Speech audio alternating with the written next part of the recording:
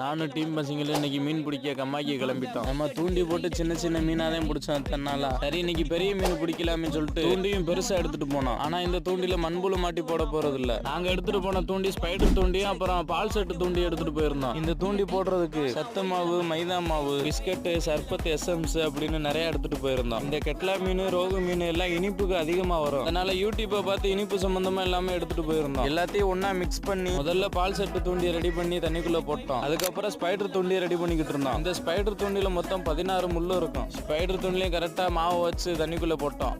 1 hour later. நாங்க தூண்டி போட்டு 1 மணி நேரம் கழிச்சு ஸ்பைடர் தூண்டில வாட்டர் கேன் சுத்த ஆரம்பிச்சிருச்சு பயங்கரமா. எல்லா மீனதே மாட்டிக்கிருச்சு. நாங்களே இழுத்து பார்த்தோம். கரைக்கு வந்ததுக்கு அப்புறம் தான் தெரிஞ்சு அது தேன் கழுத்தி. இது ஒரு 4-5 கிலோ இருக்கும். அடுத்து ஒரு அரை மணி நேரத்திலேயே பால் செட்டு தூண்டி இழுக்க ஆரம்பிச்சிருச்சு. இதுவாது கெட்லா மீன் இருக்கும் பார்த்தா இதுவும் கடைசியில தேன் கழுத்தி தான் வந்துச்சு. அதை மறுபடியும் கம்மாக்குள்ள விட வேணாம்னு சொல்லிட்டு பக்கத்துல பள்ளத்துல தண்ணி அடைஞ்சு அதுக்குள்ள விட்டுட்டோம். பெரிய